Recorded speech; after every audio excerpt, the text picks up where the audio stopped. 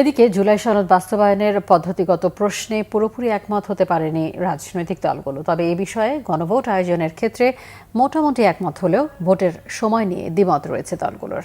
18 দিন বিরতি শেষে রবিবার আবারও বৈঠকে বসে জাতীয় ঐক্যমত্য কমিশন। এদিন আলোচনা হয় জুলাই সনদ বাস্তবায়নের পদ্ধতি নিয়ে।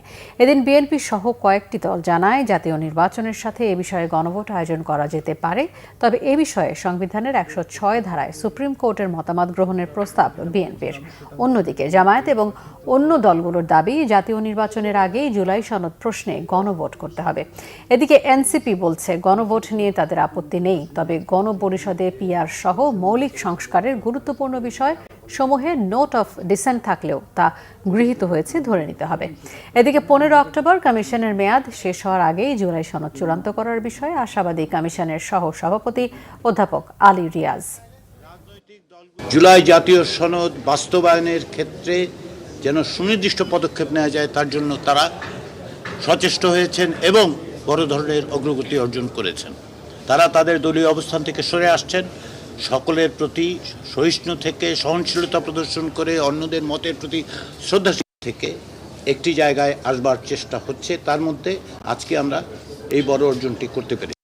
জুলাই জাতীয় সনদকে পুরোপুরিভাবে যেভাবে আমরা ঐক্যমত্য হয়েছি উইথ নোট অফ ডিসেন্ট কিছু কিছু ক্ষেত্রে সেটা বাস্তবায়ন করতে নেক্সট পার্লামেন্টের সমস্ত সংসদ সদস্যগণ বাধ্য থাকবে যদি জনগণ তার পক্ষে রায় দেয়।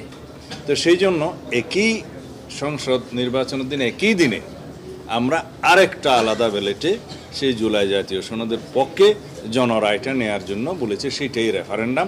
আমাদের অবস্থান যদিও আগে সংবিধান আদেশ ছিল, আমরা বলেছি হ্যাঁ জাতির স্বার্থে দলীয় অবস্থানকে আমরা একটু মডিফাই করেছি, করে আমরা গণভোটের ব্যাপারে একমত হয়েছি এবং এটাও আমরা বলেছি এই গণভোটের রেজাল্ট যদি আমাদের বিপক্ষ যায় আমরা এখানে ছাড় দেব।